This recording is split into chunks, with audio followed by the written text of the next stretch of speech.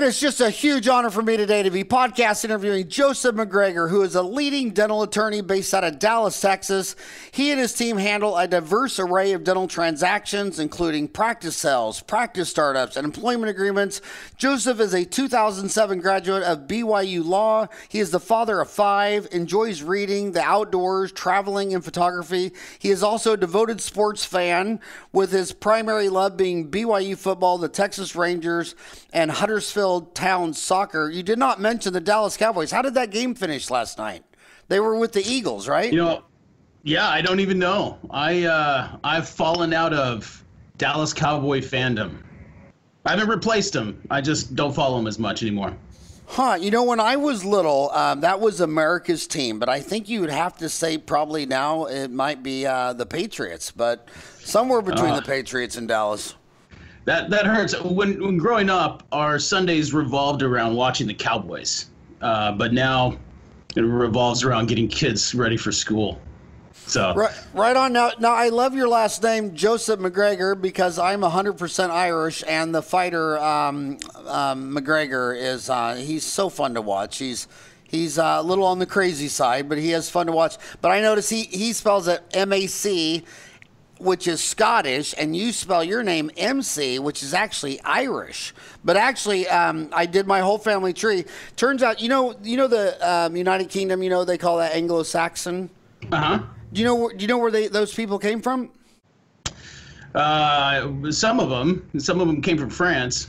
No, they actually came from Germany. That tribe was an outbreak of Germany. The Saxons. They became Anglo-Saxons, and then they moved up into Scotland and Wales, and then the Scottish people jumped over to Irish. So when you trace back Irish, it goes Irish to Scotland to United Kingdom to Germany, and then back down to Africa. Interesting family tree. But hey, I get my Ancestry DNA kit back in a week or two, so I'll learn more about myself here shortly. Yeah, I did that too, and the most interesting thing for mine was that I was like 86% Irish and 4% Neanderthal. So if I'm looking kind of caveman to you right now on the YouTube, there's a genetic 23andMe. But hey, my gosh, I'm a big fan of your podcast. Tell them the name of your podcast. So we do the Jaw Law podcast, which is Law podcast. That's right. Have you started uploading it on the Dentaltown app? We are working on that. I'm slow when it comes to technology, so that's next step. Well, I'll tell you what, I'm so excited. They asked me to start a podcast a year before the Hillary and Trump election. They said they had an hour commute to work. It was just, they couldn't listen to that bullshit for an hour each way. It's too toxic. It's too poisonous. Puts them in a bad mood.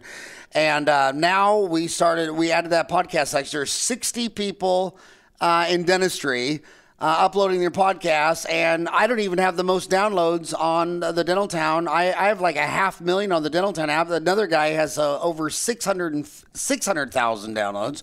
Crazy. But it's amazing because these guys, every time I lecture, I just did 3 shows out in New Jersey last week, and they were telling me that they have an hour ride, an hour commute each way, and they want 10 shows a week. And my number one complaint on this show was that I only do 4 shows a week, and they were asking me if there's any way I could do 10, and I was like, that'd be a hell no. But with guys like you uploading more podcasts. Sure. And then also what happens on the Dentaltown app is when you upload a Dentaltown app, your iTunes will explode because they found it on the dental. There's 250,000 dentists on Dentaltown. They found it on the website. So educate us. What's hot and what's not in dental law? Well, I don't think anything's ever hot, but as far as we are concerned, I think right now we're seeing a lot of interest in people wanting to be entrepreneurs, want to own their own practice and things like that, but they're kind of hitting a lot of walls out there, mainly with availability in terms of buying a practice, and a lot of congestion when it comes to where they want to live and practice, and the startup, I guess, kind of bleeds over into that as well. There's a lot of there's a lot of dentists that are doing the same thing. And so I think that's the hot topic right now is, I want to do something, but where can I do this? So how many episodes do you have on your Jaw Law podcast? So I think right now I think we're at 12 or 13. And so we've got a few in the can that need to get uploaded. And so we're trying to make this an every week thing, but we've taken a little bit of a little hiatus when we were trying to get some work cleared out. But we've recorded a few lately, so they should be coming back on. Like I said, it's intended to be a weekly thing. Now, is yours audio only on iTunes, or are you doing video? It is audio only, and as you can see, I don't know that video is a great idea for me. I've got a face for audio only. Ha! My mom told me I had a face for radio, and that's why I put it on YouTube. But no, basically, it is a seller's market. I mean, and it's a demographic thing, because when you go back 30 years ago, that'd be the people retiring, today and selling in practice. They graduated 30, 40 years ago. Graduation classes were about 4,000. So now graduation classes are about 6,000. So you got 2,000 more people looking to buy a practice than you got selling a practice. And what I have heard, tell me if this is true or not, because, I hear this stuff on my show. I hate talking about the United States of America because that term doesn't make any sense. It's like EU. You wouldn't compare Germany to Greece. You wouldn't compare Portugal to Sweden. And in the United States, you wouldn't compare Alaska to Louisiana, or Manhattan to Miami, or Kansas to San Francisco. In fact, the Federal Reserve even says the United States operates as about 9 different economic countries flying under a single flag. So it's hard to make generalizations about the United States of America. But some of the generalizations I've heard is that you put up the sweet spot on a practice is about 750,000. You put a practice up for sale for 750 in an urban area, it's totally liquid, sells overnight. But you put up a practice that's over 1.3 million to 1.5 million, it starts to become an illiquid asset. And then, of course, rural markets are more illiquid than liquid. Is any of those statements true? No, I think they're all true. I think that, as the practice gets bigger, sometimes you price people out, their ability to get financing and things like that. But especially the rural thing, I mean, a lot of people ask us, hey, where's the best place to buy a practice? And I mean, there's a lot of factors that go into what makes a good practice and the life you want to live. But so many great practices in rural areas. Our clients who are willing to go to the middle of nowhere. I'm from the middle of nowhere, so I can say that. Where are you from? I'm from a little town called Salado, Texas, which my graduating class in high school is 57 kids. Spell it. Salado? S-A-L-A-D-O. S-A-L-A-D-O. S-A-L-A-D-O? Yep. Is that down by Refugio? No, it's a little north of Austin, about an hour, 45 minutes or an hour of Austin. It's so small that people will drive from Dallas to Austin all their lives, and the highway goes right through the middle of my town. And I'll ask people, "Have you ever heard of it?" And they'll say, "No, I've never even heard of it." And so that's what kind of town it is. It's super small, but there was one dentist, and he did phenomenal. Now there's more, but I mean, we see that all across the country. It almost doesn't even matter what state, as we see deals, whether it's in Iowa or here in Texas, the city deals are just a different animal than the rural deals, and there'll be great practices that can make people a lot of money really fast that just sit there. My oldest son met the love of his life and now lives in Beeville, Texas. Have you ever heard of Beeville? Yeah, I know Beeville. I've been to Beeville. Really? Yeah, and he just absolutely loves it. But my God, they had a big storm. He just bought his first house. 28 years old, has one of those Texas storms, knocks a tree over, splits his house in two. Oh my God! That's rough. I mean, was he in it at the time? No, they were luckily at their neighbor's house, and the bed that my two of my grandchildren sleep in, the bed frame was busted in half. Oh, If they'd been in there sleeping, I would have lost two grandchildren. That's crazy. Ouch. But you know, it's so tough to consult these people because I get it. They're millennials. A quarter of the baby boomers didn't have kids. They're expecting a third of the millennials not having kids, so they want that urban lifestyle. But my gosh, whenever you open up a dental office and you're 2 hours from an airport, a major airport where I could board Southwest Airlines and fly. I mean, they do $1 million right out of the gate. They net $350. They don't take any insurance, PPOs, HMOs, nothing.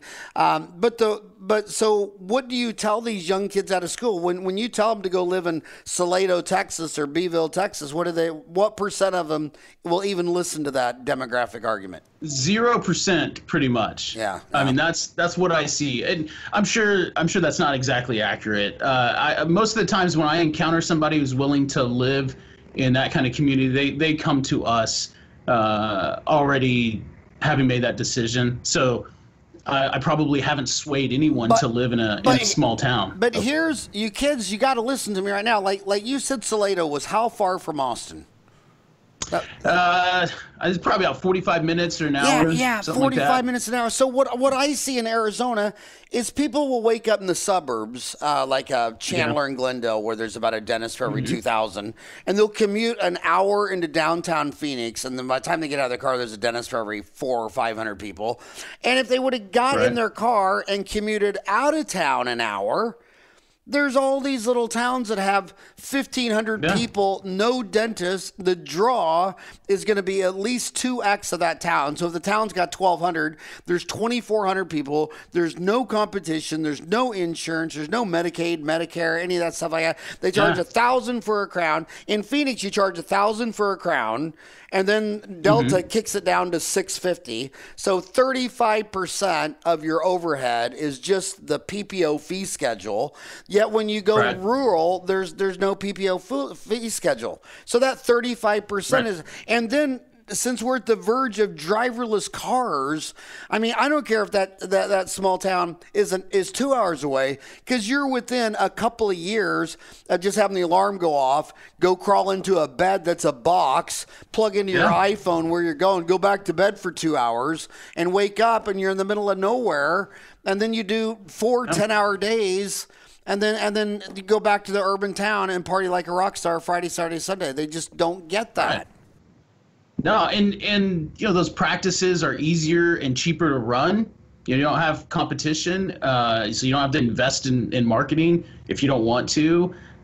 Wages a lot of times are lower, and it's not like you have competitors poaching your staff because there just aren't any competitors. There's so many benefits, and we've seen some clients just have phenomenal success stories being in those, paying off their student loans in just no time, because there's so much cash being generated, and they love it. But I get it. I try not to pass judgment. I live in a city. I commute an hour to work, so I'm doing the same thing I maybe am complaining about. But you know, when I think what's important is that they know what they're getting themselves into. If you really want to be in the city, then you need to know what you're signing up for. And the exceptions are the exceptions, and I think it's oftentimes unreasonable. As a lot of times people think that they're going to be the exception, where they're going to have this extremely lucrative cosmetic dentistry practice, and everyone else is just going to keep suffering from the everything that you're warning about. Yeah. So I graduated May 11, 87. I got my office open September 21, 87. It took me 133 days to get that thing open, 4 operatories, blah, blah, blah, blah, blah. And it seems like now kids graduate and they just don't want to open up their own office. They say, oh, you know, I think I should go work for a big DSO. And I say, oh, well, okay, well, if that's such great news, then obviously the people at the DSO, all those dentists have worked there 3, 4, 5, 10 years, right? And then you go in those big DSOs and they have like yearly turnover. I'm like, well, Exactly. why are you running down a dream that all the graduating classes before you went that way and they were all gone within a year? I mean, I routinely meet kids 5 years out of school that have had 7 associate jobs. Yeah. And it's like, dude, why do you think kids just don't do what we did 30 years ago, just graduate and 133 days later be open for business in their own office? Well, if I knew exactly, I probably wouldn't be a lawyer. But I think that some of it has to do with the expectations that we're creating. I think that some of these recent grads look out and they see some problems that people are experiencing, and like, well, if I can own my own practice and make, $150,000 and have to deal with turnover and taxes and all this stuff, and I can just go work for Heartland or whoever, Aspen, and make the same money and not have to deal with it. Now, I think that looking at the next 2 or 3 years, that probably makes sense. And I feel that what people don't look at is maybe 10 years down the road, because that 10 years down the road, that just probably doesn't look the same. That practice owner is probably going to be in a different place. And if everything goes according to plan, probably make a lot more than they would have had they stayed in corporate dentistry or private practice anyway. So. And by the way, Heartland was founded by a very good friend of mine, Rick Workman, Sure. out of Effingham. His COO, Pat Bauer, is coming on the show. Pacific Dental, Steve Thorne. I want to make abundantly clear that when we talk about employee turnover, it's no different in the private sector. See, Heartland and Aspen and Pacific, they live in an aquarium, so everybody looks at them. But they don't realize that these associates, they're not even happy working for their own mom and dad. There's a big threat on Dental Town today. Exactly. I use Heartland and stuff because it's an easy example. Right. But I mean, it's the same no matter where you go, whether there's one owner or they've got one office or 16 offices or 250. It's the same problems that exist. And what are these? And what are these problems? What are you hearing? When people come to you and they've been at Heartland, Aspen, Pacific, why are they not happy and want to stay there till they're 65 years old? I think at some point there's this expectation that they want to have control. They want to kind of write their own destiny, and that's not happening when you work for someone else. And there's problems with that line of thinking, but for the most part, that's what I see. People are just tired of, quote unquote, working for the man, and they have ideas about what they want to do and the environment they want to practice in, and so they think more and more about that, and they're no longer satisfied with just getting that paycheck that they're getting from whatever business is cutting them that check. My belief is that, if you want to have 1 million employees like the military or Walmart, you want the majority of them under 21 and preferably just high school graduates. By the time you have 8 to 10 years of college, you're too intellectual. It's like herding cats. I mean, you ever notice that, you have a kid and he's two or 3 or 4, and he sees that there's a kid 2 or 3 or 4 next door, he'll just run over the house, open the door, run into the kid's bedroom. But by the time you're 24, that doesn't really fly. You need to knock on the door. And by the time you're 44, that's just too weird of a concept. You might live down the street from some guy you never met. So as you get older and more complicated and more educated, there's just a million more things you're not going to agree on.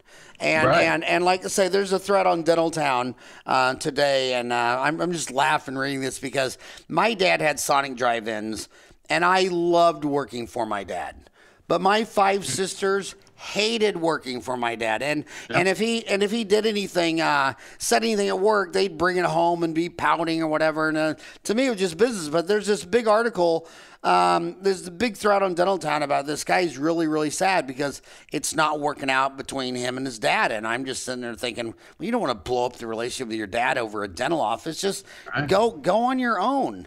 So these kids want to know. They don't want to call you or talk to you because they think, well, I have too much student loans. You're not going to listen to me. Your website is McGregor Firm. Mick, no Mac. It's MC Right. Gregor, Greggor Firm. What are these kids going to find on your site? How many years do they have to be out of school before financing will even listen to them? How much student loans is so much where you're going to say, come back later when you've paid half this down? Talk about your website and what they're going to find on your site, and financing opportunities and limits and constraints. Yeah, so, with us on our website, we probably should do a better job of making it more inviting. But ultimately, the purpose of our website is to get somebody to call us, because we've found that it's sometimes hard to give general advice, and we've tried to hand out a few frequently asked questions type of information on our website. So that's what usually they'll find. But ultimately, we want to talk to these people, and there's no too soon. For us, we don't charge by the hour, so we welcome those phone calls. How much is an introductory call? We never charge to talk. Believe it or not. And what is the phone number for the? Worse. What's the phone number for the introductory call? It's 214. Oh my gosh, I never call myself Howard. Is it 214-720-9555? That's right. 214-720-9555. That call is usually $1 million, but if you tell them you got it on Dentistry Uncensored, it's actually free. That's right. And they're in their own bubble, they're in their own world, they're commuting to work. What would you say are like the top 3 reasons that people are calling you? What are the top 3 subjects? So just to break those up about like where they're at in their life, I think that usually we're getting a call because somebody's about to do something, like buy a practice. And usually it's buying a practice, but also for starting a practice. A lot of times we get practice owners who call, and it's almost always employment related, having problems with their employees, and they are looking for legal guidance on how they can fire them and things like that. I'd say probably the other one is just general planning. People who are really ahead of the curve and are getting out in front of it. They know they're going to be working for the next year or two, but they're trying to put all their ducks in a row, and they're calling us and saying, hey, what do I need to know? How do I need to prepare? And who are the other people I need to talk to besides a lawyer? So. Okay, so let's start with buying a practice. Am I going to be able to get financing if I just graduated, this year and I have $400,000 of student loans? Well, I would say, first of all, I'm always surprised at how people come up with financing. But no, I think that typically we're seeing banks want them to get a paycheck for about 2 years or so and prove that they're not a disaster in the chair. So that's usually what we're seeing. So you see that they want 2 years experience. That seems to be the threshold. We've seen people get money sooner than that. And like I said, I'm sometimes amazed at how interested banks are to give money to dentists. But I'd say that in general, it seems to be that the people who get money the most easily are people who've worked at least 2 years. Well, the student default rate says a lot about Homo sapien. I mean, the once you're over $75,000 in student loans, there's almost no default rate. Most of the default rate's $25,000 under. They don't have any skin in the game. When you buy a $750,000 dental office, the default rate's less than 0.4%. You just have too much skin on the game. It's like with your 5 kids. If you split the cost of the bicycle with your kid, they'll wash it, wax it, and park it in their bedroom. But if you buy the bicycle for them 100%, you got to keep reminding them not to leave it in the front yard. I mean, with Homo sapien, if they don't have any skin in the game, it's death. So you like them to be out 2 years. Is there a range of practice that's more liquid than illiquid? Where do you start to become illiquid? I think that the practices that we see have liquidity issues are actually the people who are trying to do the turnarounds. We see a lot of people looking for value practices, and they're producing $320,000, and they're virtually not liquid just right out of the gate. And the expectation is that you're going to be different than that seller, and you've got it figured out, and you're going to turn it around. And sometimes that happens, but I'm always interested to see how those play themselves out. But I think that the liquidity issue comes up most often. We're seeing those sub $400,000 practices.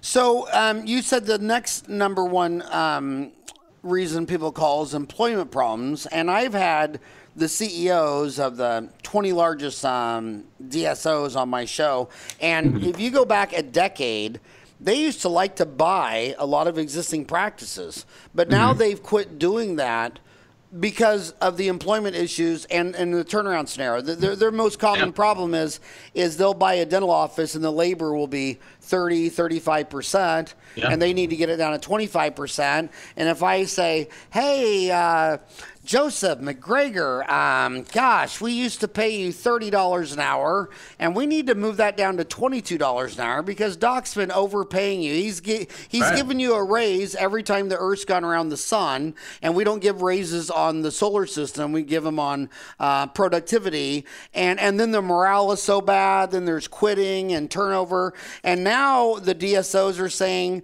that a turnaround situation, high overhead, you have all this legacy staff that's not open to new ideas, and you know what? We'd rather just open up a de novo from scratch and start with people at the right wages, the right marketing. So I have seen so now the selling a practice to a DSO has been kicked down from the 500 location to 900 location Pacific Dentals and Heartlands. Now it seems like the only people buying existing turnarounds in a DSO have less than 10 locations, and they're tasting the nastiness of this fruit, and they're you know.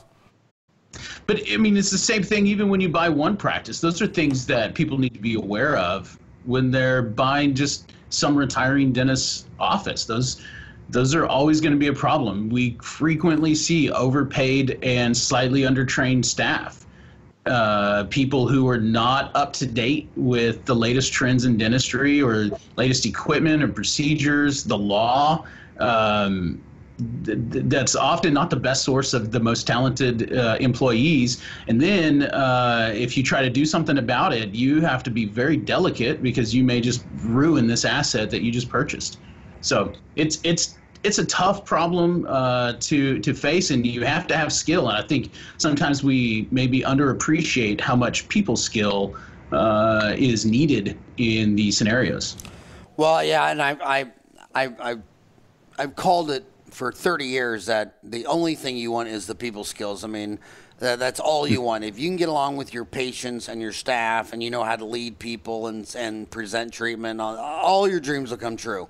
But if you have a PhD in math, physics, and chemistry, and you're weird and you don't communicate and you're weird with people, man, your life is just so damn difficult. When they're calling you for employment problems, what are the most common employment problems? Well, I mean, it's just what we're talking about. A lot of times, people have owned the practice for a year or two, and they're like, okay, I can't deal with this person anymore. I need to get rid of her, or get rid of him. And they're asking us, you know, what do I need to do to make sure that they don't sue us later or claim unemployment? Just things like that.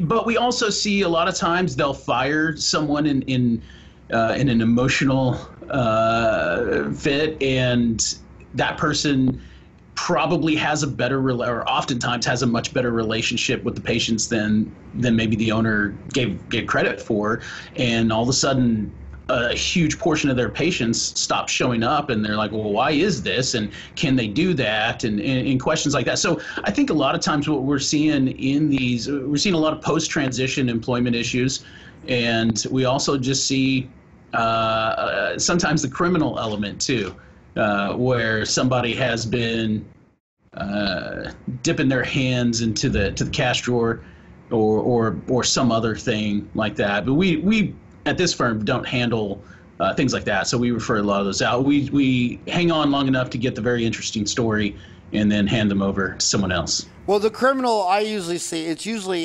cash, narcotic, or sex. And those are the three deals. They're either that really sums it up. Yeah, they're either embezzling or they start dipping in the narcotics. And a lot of times the dentist is involved with that too, or the dentist's wife is involved with that too. And then also remember, when you're an old, fat, bald, ugly dentist and some really young, hot girl's sexually attracted to you, there's probably a lot of strings attached to that. I mean, if you there's something. It's not because you've been working at the gym and they noticed all of a sudden. Yeah, it's not that they accidentally thought you were Brad Pitt. It's the fact that they're embezzling from you, so they think, well, I'm going to sleep with this guy because if he ever catches me embezzling, then I'll be able to give him a decision. Okay, I'll just walk. But if I tell your wife I've been sleeping with you, that's going to be $1 million divorce, and I only embezzled $100,000. Same thing with when they're sharing narcotics or something like that. So a lot of times the sex is a backdoor trap, and it's just. But I want to go back to the when the dentist explodes emotionally, and what I think that is two things. Number one. The most successful people in the world are those that are willing to have the most number of uncomfortable conversations. So when you come to work, it's so easy to say, "Oh, how was your weekend? What did you do?" Blah, blah, blah, blah, blah, as a saying, "Hey, come on, dude. You're supposed to be here at 15 till for the staff meeting, the morning huddle, and it's 5 minutes till. Why are you late?" See, you're not communicating what you're feeling now. And a good way to measure that is gossip. Like if you go back to your private office and call your wife and say, "I can't believe it. That gosh darn Joseph McGregor came to work 5 minutes late."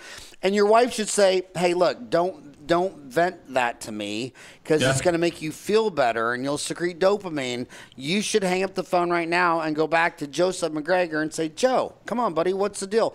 So when a staff member comes to you and gossip and says, the hygienist, blah, blah, blah, blah, you got to sit and say, "Look, you can't be telling that to me because that's going to make you feel better. It's going to let pressure out of the pot. Come on, let's go talk to her together." And a lot of times I'll drag that employee back over to that employee, and they didn't like that at all. They thought they were going to come gossip to me in total privacy. And then when I drag her back and say, "Hey, this lady, she's very upset because she feels like she's doing all the instruments," and I just like, "Are you out of your mind?" And so humans are just weird. They're weird. They're complex. Yeah, and I would say that almost perfectly uniform when somebody's talking about firing one of their staffers, almost 100% of the time, and probably could be 100% of the time, they're saying, "I should have done this 6 months ago. I should have done this a year ago," or they didn't act on it. Nobody's firing people too early. They're firing them they tolerate stuff way too long, and then it becomes complicated. You're giving these people opportunities to talk behind your back and sabotage other things in other ways, and you're setting a tone that's probably not the most productive in the office. And like I said, almost every time someone calls with an employee problem, they lament, "I should have handled this 3 months ago when it first came up." Hire slow, and fire fast. Hire slow, fire fast. No, you just said the cat's meow. No one ever regrets firing someone. They just, when it's finally over, they wish they did it a year ago. And the reason is because you're hardwired. You're a social animal. We have to all work together. We have to follow the 400-pound gorilla. So it's completely unnatural to tell you something you don't want to hear. My whole 2 million year evolutionary wiring is to try to get along with Joe so that we can hunt together successfully. And if I get ran over by a wildebeest, you'll help raise my children. And so you're all hardwired to work in this social harmony, and that ain't how business rules. I do think I think there's something to that, because I think there's something innate in us where we can recognize when somebody's not a great member of the tribe, and we're so afraid of what other people are going to think of us, or how it's going to turn out, especially in our modern. I mean, we weren't really hardwired to work inside a dental office. We were hardwired to hunt on the savannah, and so we recognize, and I think most people that I've talked to, that they knew it a long time ago. They saw this unproductivity or this harmful behavior in their little tribe, and they failed to lead in that scenario. So, and you're absolutely right. They're always afraid what everyone else is going to think, and the most successful people, they just don't care. And what I want to tell you is that don't care what people think about you, because no one's thinking about you. Everyone's thinking about themselves. Yeah. And I always tell everybody that, look, 108 billion humans in the last 2 million years since the first two, they think, split off. And 108 billion are already dead. And there's only 8 billion alive. So 95% of all your critics are dead. Yep. And of the 8 billion alive today, you're never going to meet 99.999% of them. So the average funeral only has 24 people. So, I mean, quit caring what anybody thinks about you and start making faster, higher quality decisions that are 5 fingers. Is this decision faster, easier, higher quality, lower in cost, and more miniature? And I'll be honest, I don't want those calls. We typically, those aren't really what we do. We'd much rather do what we call happy law. We'd much rather help someone buy a practice or start a practice. We don't want people to come in and complain about their staff and things. I mean, that has to happen, and we're here to help. But if the result of them being good people, or not good people, but more effective leaders in their practice, the result is they didn't call me for that, I'd be perfectly fine. So what's the opposite of happy law? What do you call it? Sad law, or what do you call it? Anything else? I mean, anytime that's like, I mean, it's not that we don't want to deal with conflict, but conflict is typically not productive. You're destroying something, whether it's goodwill or the other person on the other end of the table. But just litigation in general, it's just not my world, and have no interest in ever doing that. And we refer all that kind of stuff out. But we'd much rather deal with people, both our client and the people on the other side of the table, when both sides are looking forward to it. You know, Dental Town has had 5 programmers since 1999. We got it running. I decided to do it in 98. Got it up on St. Patrick's Day, 99. So this St. Patrick's Day will be a 20-year anniversary. But one of my original programmers was a lawyer. He was a family lawyer, and he quit his whole law degree because all he was dealing with these emotionally family issues, and it was so draining and taxing. I want to ask you one more thing about sad law that I don't understand. So we know when you get married and have sex and children and vacations and family, it fails in divorce 50% of the time. So if I go become a partner with a dentist, I don't have any of those glues. We're not making love, making children, sharing vacations. Do you think a partnership in dentistry has the same divorce rate as marriage, less, more? You know, I haven't looked at the numbers, at least not recently. And I do think that one critical difference is that you don't have to sleep with your partner. In fact, we discourage that. But there's an ability to leave the office, especially when you don't like things. And one of the problems that we've seen is kind of like when we have employees that need to be fired. Sometimes these partnerships stop being productive, and they're still hanging on. They're hoping that they're just put their head down and not be happy. And that's okay if they're not happy, so long as they don't have to deal with conflict. I would guess, legally, all partnerships end at some point. And so the stats you may have to carve up exactly what we want to talk about. But I think that they suffer from a lot of the same problems that marriage encounters as well. And again, it comes back to people, managing people, and expectations, and communication, and how effective are you at speaking to the people around you, and not just setting expectations and following through with them. We see partnerships, even the ones that we create, we see them go down. If I had to put a number on it, I don't know that I feel that 50%. I know that eventually they're going to stop being partners, but that can't be too far off. Yeah, I can't tell you how much premature termination, I guess, is what we're talking about, right? It's ending sooner than they wanted to. Yeah, I would say that 50% is probably not too bad of a guess. Probably a lot of the same. Again, like democracy is completely unnatural. When you go into nature, I mean, you always have a 400-pound gorilla. They're always in charge. I don't care if you're talking about elephants, chimpanzees, bonobos. It's always that. I mean, even religion. The three biggest religions are monotheistic religions. I mean, what would happen if you had a god of lightning and a god of thunder? Well, would they just throw light and sound? I mean, it's really Harry S. Truman, and the S stood actually just for S. That's how hillbilly hick that boy was from Independence, Missouri. His middle name was just an initial. Harry S. Truman, he had a sign on his desk, "The buck stops here." And it's very, very confusing to staff when they don't have this monotheistic leader.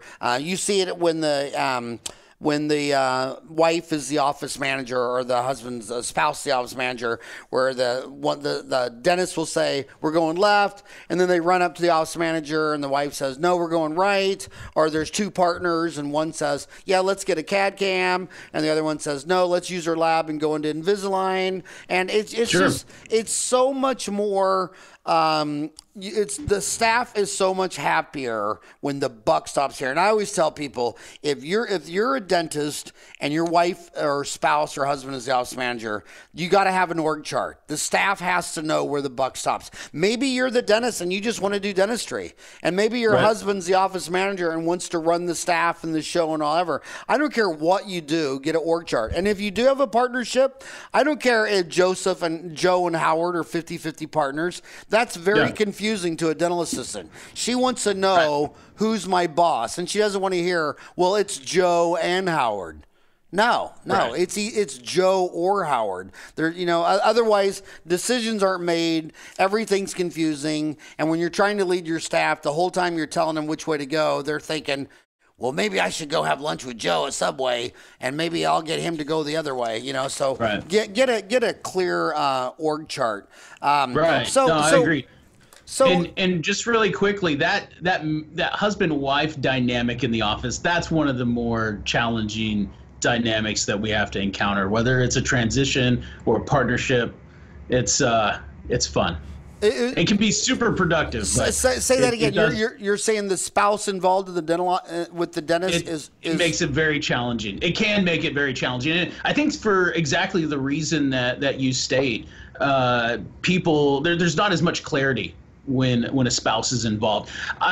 We have clients who seem to operate very, very well, husband and wife team in the office, but sometimes I get the impression that between the two of them, they work really well, but everyone else in the office may not have the same opinion. So. Well, I mean, it's legendary. I mean, you go to conventions, they say, "Well, I'm looking for a dental office, but I'm not going to work where the wife's the office manager." I mean, that's a legendary statement. For 30 years, I've been in this business. Why? Yeah. What could that? Okay, so right now you got a husband and wife going to work. The woman's the dentist. Her husband's the office manager. What advice would you give them so they're not that couple? You mean to give to the two? The husband and wife. They're commuting to work right now. For us, it's understanding where people get their direction from. Like if there's there's conflicting order, then how do I decipher this? If I'm a dental assistant, how do I know? And sometimes maybe you're bifurcating. You're saying, hey, the husband dentist is in charge of these decisions, and the business manager wife is in charge of these decisions, and that's how we're going to do it. I don't know the answer necessarily to that, but I do think that it's the lack of clarity causes a lot of problems, and the ability that some staffers take to pit the husband versus wife. And that seems to cause a lot of office drama as well. And they're okay because the spouse interacts with the staff differently. One's the business manager and interacts with them on a business in a business context, and the other spouse is the practitioner and interacts with them from that context. And they evaluate or possibly evaluate them differently, rate them differently. And when they see that, these people are sometimes.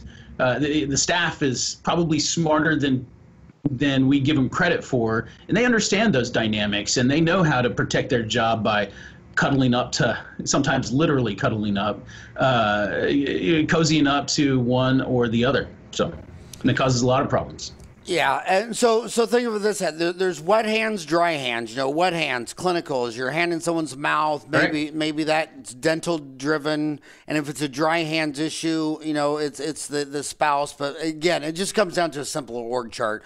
All Homo sapiens, gorillas, chimpanzees, bonobos, lions, tigers, elephants, cheetahs, they all need to know who the 400-pound gorilla is, and they don't want to hear that there's two. Employee manual. What percent? There's 211,000 Americans alive right now that have an active dental license. 150,000 number of general dentists, 32 hours a week or more, 30,000 specialists. What percent of those full-time dental offices do you think have an employee HR manual? There's two answers to this, because I bet a lot of them do have one. I mean, I don't know what the real number is. But as far as could any of them tell you what's in their manual, I think that's the problem. And we see that all the time. This becomes a very state-specific legal issue. But a lot of times what happens is the state law in your state will say, this is the rule in this issue, absent any employee manual that you may have. So if you have an employee manual, then the state law will recognize that. But if you don't, then we're going to do this. And so somebody will have a problem and we'll say, well, do you have a manual? And they'll say, yes, we have a manual. And, well, what does it say? And they're like, well, I don't really know. And so we'll have to go figure that out for them. And sometimes, and man, if I recall correctly, I'd say more often than not, it's not what they had expected, and they can be locked into it. So I don't think that the majority of practices have a manual, but I do think that the majority of those who do probably haven't purposefully developed that manual. Okay, do you recommend that they have an HR manual? I do think that it's helpful, but only if it's purposeful. I think it's better to not have one if you're not going to know what's in it. If you're just going to download it from Google, then and not even read it yourself, then it's not that meaningful. A manual can be an important way to communicate to your staff and set standards and expectations, and it's something that a lot of people have a hard time communicating their disapproval. And sometimes for people like that, it's nice to be able to say, hey, listen, this is spelled out in our manual. You knew that this was going to be what we expected. You didn't meet the expectation. And so our manual says we have to fire you now. I think it could be a great tool. Do you sell a manual, or do you recommend a manual? We do. The manuals something I would say is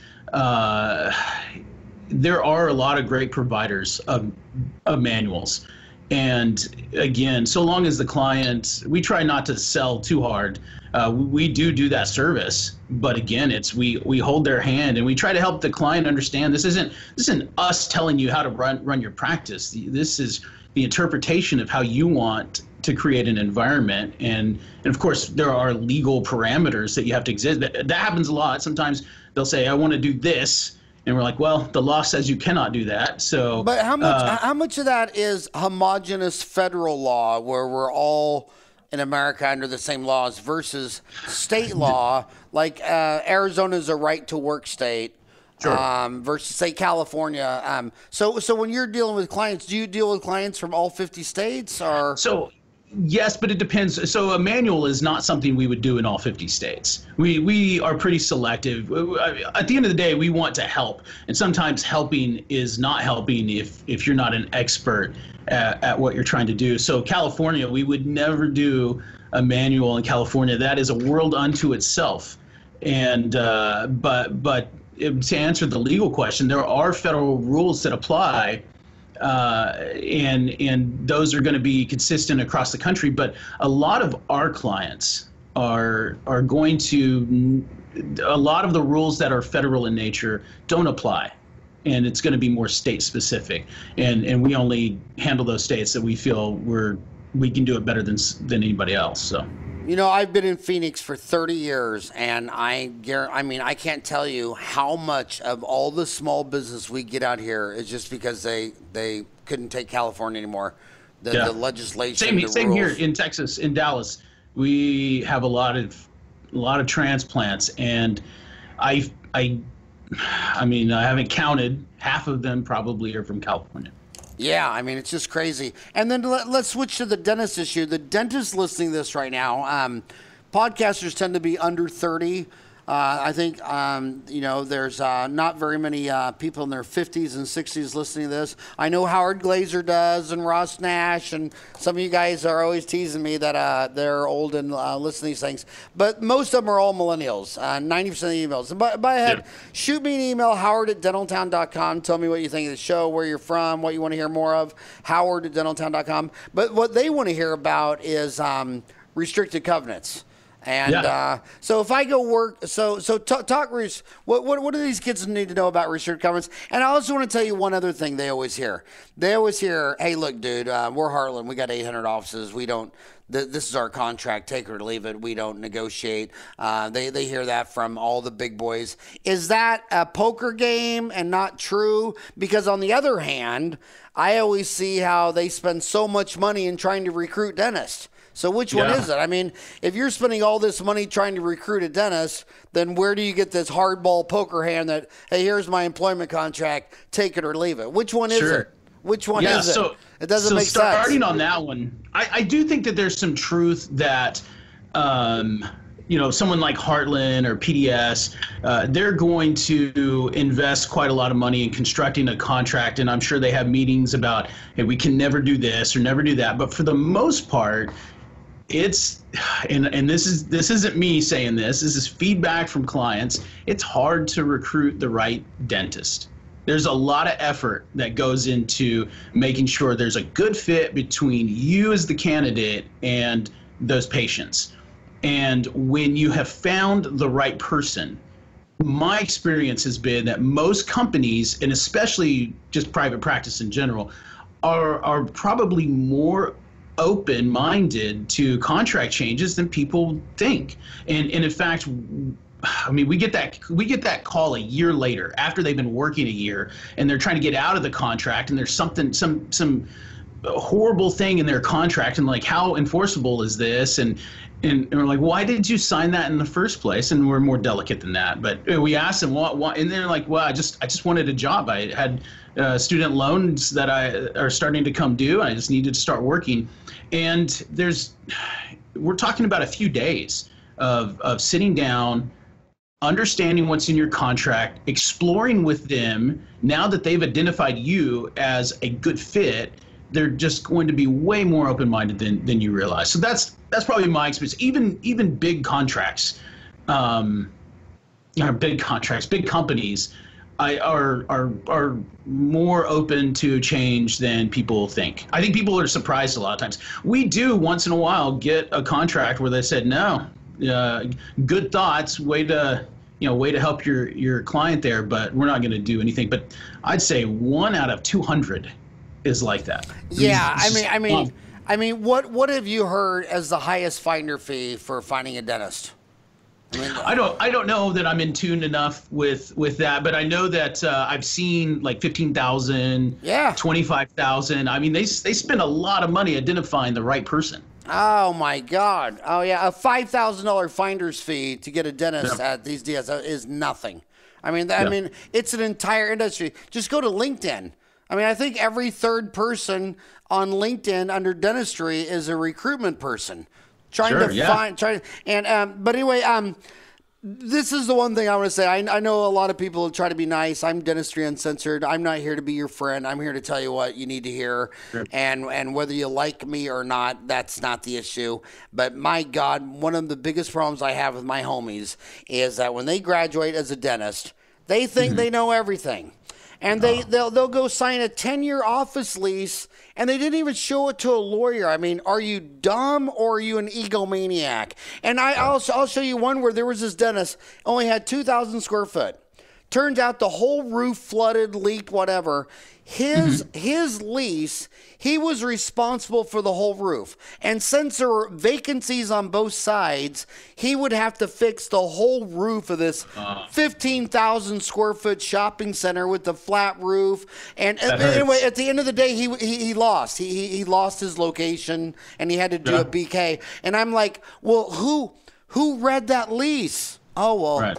Dude, I'm a doctor of everything. I mean, I took calculus and physics. I mean, a good businessman is a conductor. A conductor has his back to the patients and the audience. And if he needs a drummer, he's not going to learn how to drum and be a lawyer and read his own lease. Right. He's going to find a great lawyer and find a great bassist and find a great piano player. And they just how many times have you seen a dentist make a huge mistake because they didn't have a professional lawyer review the contract?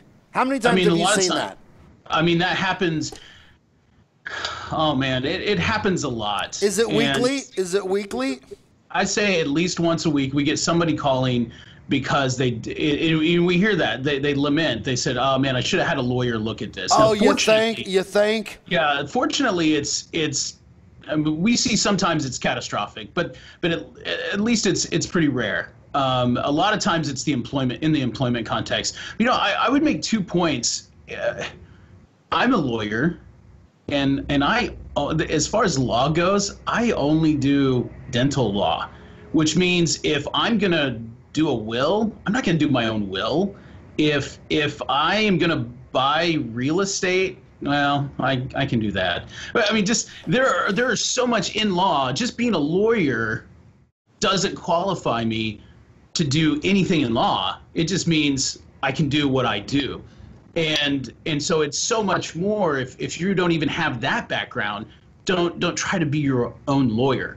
And I'd say just generally speaking, and it's always hard to be too general about this, but the dentists who are at the end of their career are probably, on average, more accepting of legal counsel than the young dentists. People who are within 5 years of retiring are way more open to hearing what we have to say than people who are 5 years within starting their career. And again, we've had it both ways, but I think that there's something that gets learned over the course of their practice.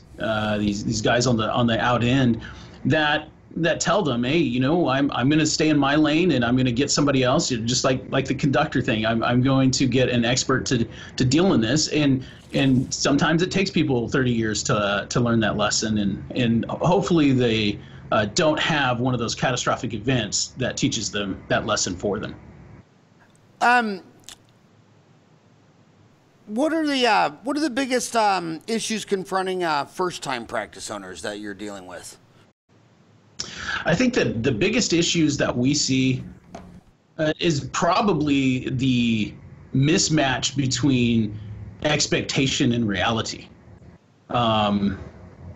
Without being too harsh and critical, I think sometimes people have these wonderful ideas, and we love ambition. As attorneys, we benefit when somebody's ambitious and they are successful, and we want to be a part of their life when they're growing.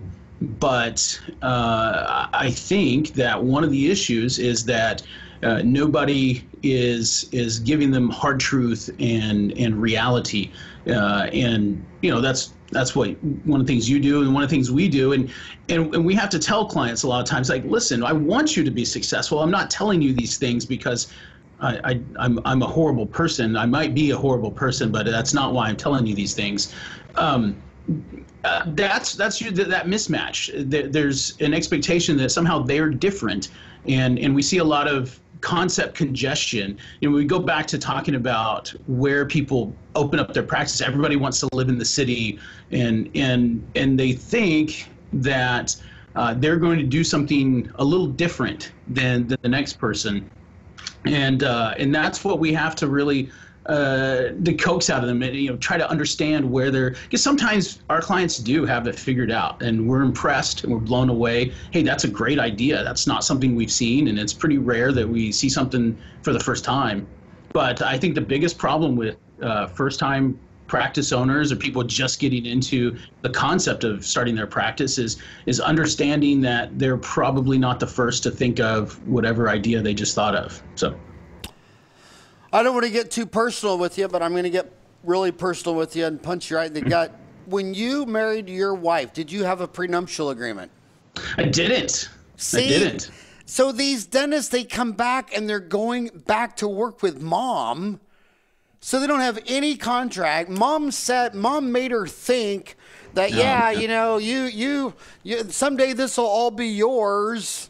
Yeah. And now the price is like 1.2 million, and she thinks it's worth 750, and she didn't have a contract with her mom any more than you as a lawyer had a prenuptial with your wife. So I see the biggest emotional dilemmas on Dental Town and in person actually going back and working with your parents. What advice would you have on because it's basically the same thing as a prenuptial. I mean, how do you go back home to work with your mom and tell your mom you're going to hire an attorney and his name's Joseph McGregor and he wants you to sign this contract, and your mom's like, I'm your mother.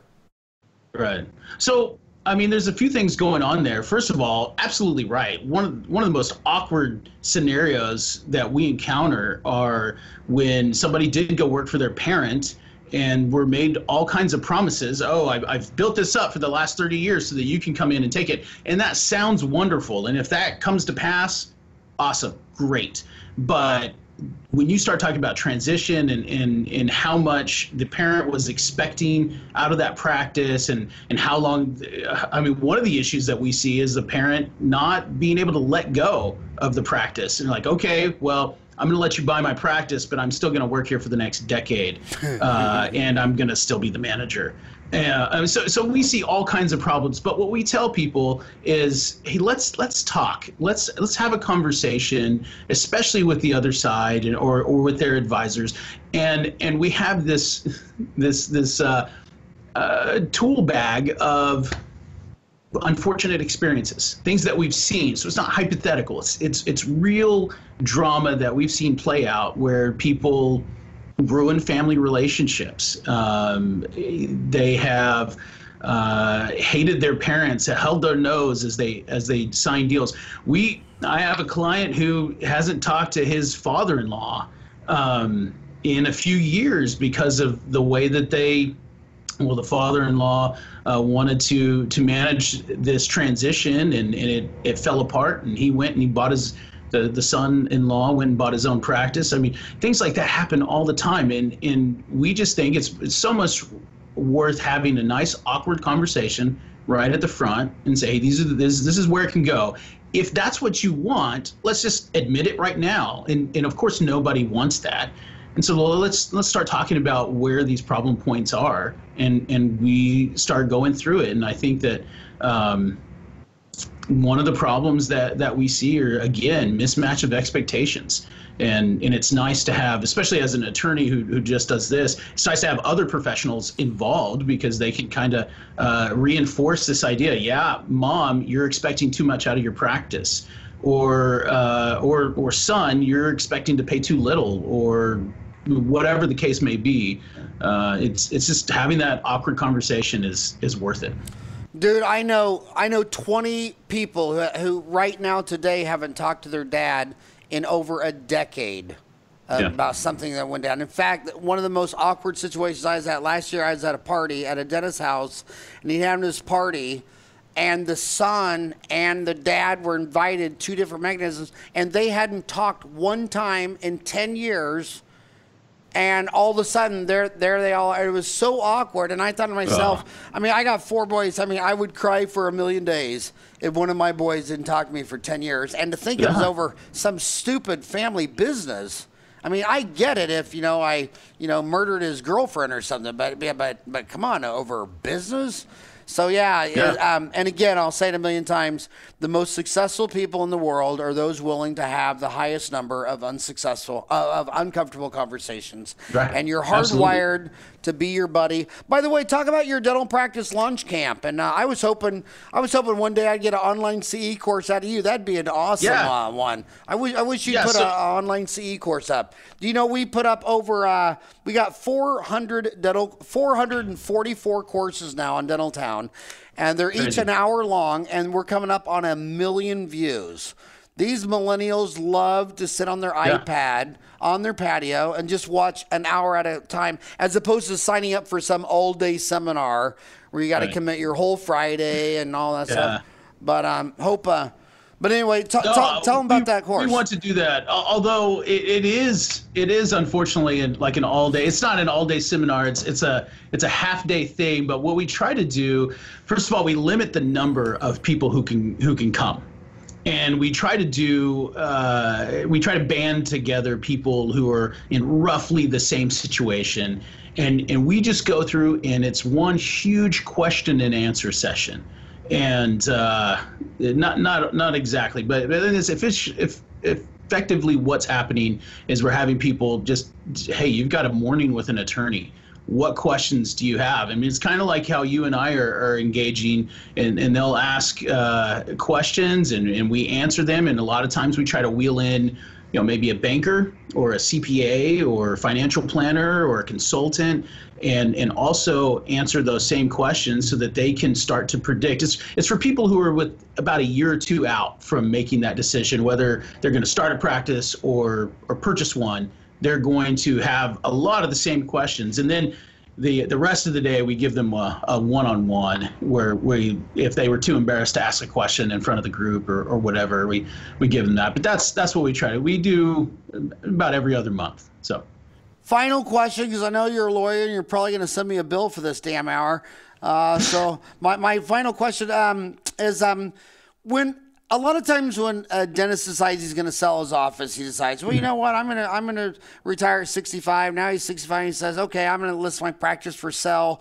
What do you wish that dentist would have thought about 2 years ago, 3 years ago, 4 years ago, before he finally shows up and wants to list his practice today, and he hasn't even thought about that transition? Yeah, I mean, I think one of the good things for the buyer is one of the bad things for the seller, which is a lot of times they're tapering their practice off. They're just kind of slowing down a little bit, and unfortunately that affects the price. And we wish we could tell them, even though it's not really a legal issue, they are potentially leaving money on the table if they wanted to.